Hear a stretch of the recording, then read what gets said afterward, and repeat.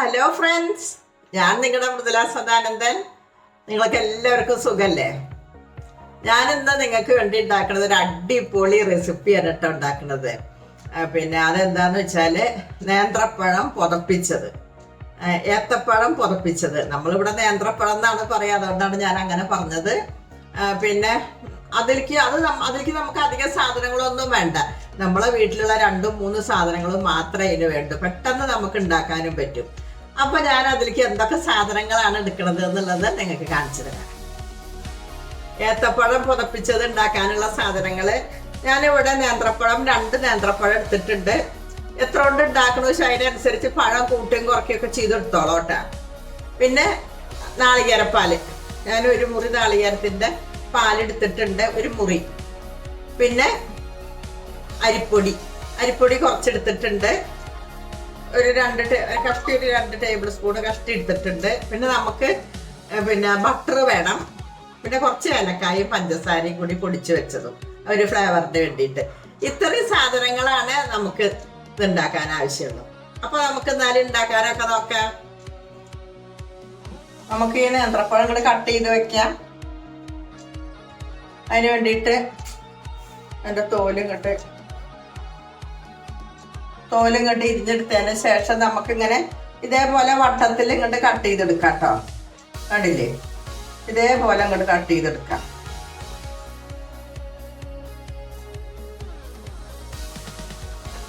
നമുക്ക് ആദ്യം തന്നെ ഈ അരിപ്പൊടി ഉണ്ടല്ലോ, ഈ അരിപ്പൊടി ഈ പാത്രത്തിലേക്ക് ഇട്ടിട്ട് നമുക്ക് ഇങ്ങോട്ട് നാളികേരപ്പാല് കൂടി ഒഴിച്ചിട്ട് അങ്ങോട്ട് കലക്കി കൊടുക്കാം.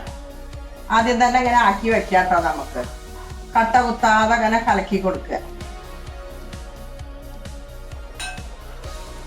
ഞാനൊരു 1.5 ടേബിൾ സ്പൂണ് ആയിട്ടാണ് എടുത്തിട്ടുള്ളത് കേട്ടോ.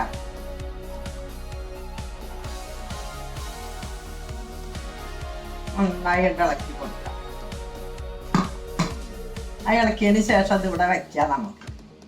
ഇനി നമുക്ക് ഗ്യാസൊക്കെ കത്തിക്കാം. നല്ല മഴക്കാറുണ്ട്.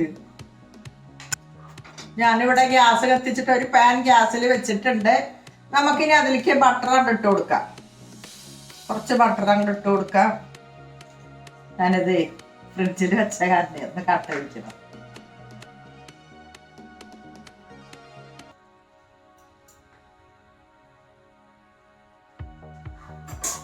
ചൂടായി വരട്ടെ.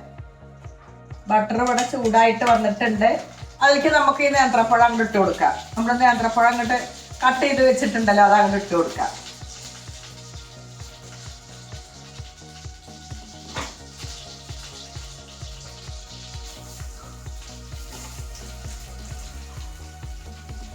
നേന്ത്രപ്പഴം അങ്ങോട്ട് ഇട്ട് കൊടുത്തു. ഇനി നമുക്ക് തോന്നുന്നുണ്ട് ഒന്ന് ചെറുതായിട്ട് ഒന്നുണ്ട് വളർത്തി കൊടുക്കാം.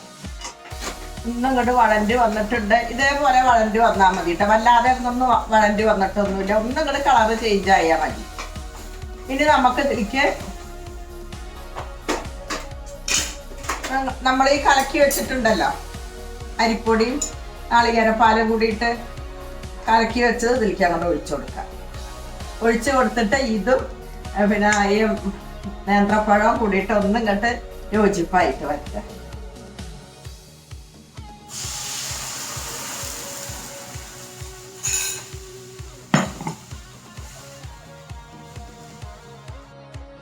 കണ്ടില്ലേ?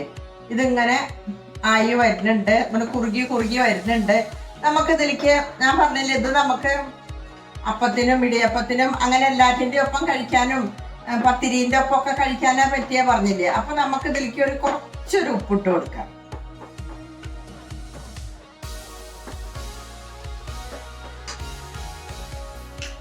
കുറച്ച് ഉപ്പിട്ട് കൊടുക്കട്ടെ, കുറച്ചിടുണ്ടോ.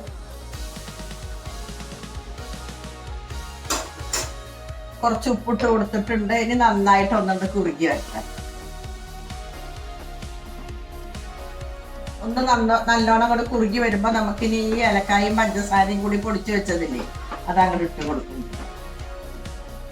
ഇതേപോലെ ഒന്നും കൂടി ഇങ്ങോട്ട് കുറുകി വന്നോട്ടെ. അപ്പൊ നമുക്കിനി ഏലക്കായുടെ പൊടിയും കൂടി ഇട്ടതിന്റെ ശേഷം ഇങ്ങോട്ട് വാങ്ങി വെക്കാം. കണ്ടു. ഇനി നമുക്ക് ഈ ഏലക്കായും പഞ്ചസാരയും പൊടിച്ചത് അങ്ങോട്ട് ഇട്ട് കൊടുക്കാം. നന്നായി ഒന്നാണ്ട് ഇളക്കി കൊടുക്കാം.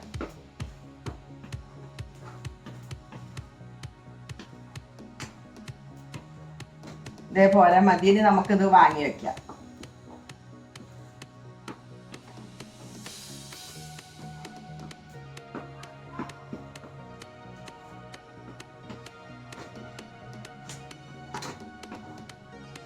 ഞാനിത് വാങ്ങി വേറൊരു പാത്രത്തിലാക്കിയിട്ട് കാണിക്കാം. അങ്ങനെ നമ്മുടെ ഏത്തപ്പഴം പുതപ്പിച്ചത് ഇവിടെ റെഡി ആയിട്ടുണ്ട്. നിങ്ങൾ എല്ലാവരും ഇതൊന്ന് ഉണ്ടാക്കി നോക്കിക്കോളോട്ടാ. ഇത് നമുക്ക് പത്തിരിയുടെ ഒപ്പം, അതേപോലെ നമുക്ക് ബ്രെഡിന്റെ ഒപ്പം, അപ്പത്തിന്റെ ഒപ്പം, വെള്ളയപ്പത്തിന്റെ ഒപ്പം ഒക്കെ നമുക്ക് ഒരേപോലെ കഴിക്കാൻ പറ്റണതാണ് കേട്ടോ. അപ്പൊ നിങ്ങൾ എല്ലാവരും ഇതൊന്ന് ഉണ്ടാക്കി നോക്കിക്കോളാം. ഞാനൊന്ന് കഴിച്ച് കാണിച്ചു തരാം. നല്ല ചൂടുണ്ട്, അതാണ്.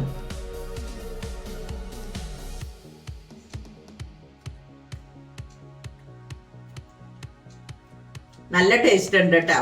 അപ്പൊ നിങ്ങൾ എല്ലാവരും ഇതൊന്ന് ഉണ്ടാക്കി നോക്കിക്കോളാം. അപ്പൊ നമുക്ക് ഇനി അടുത്ത വീഡിയോയിൽ കാണാം.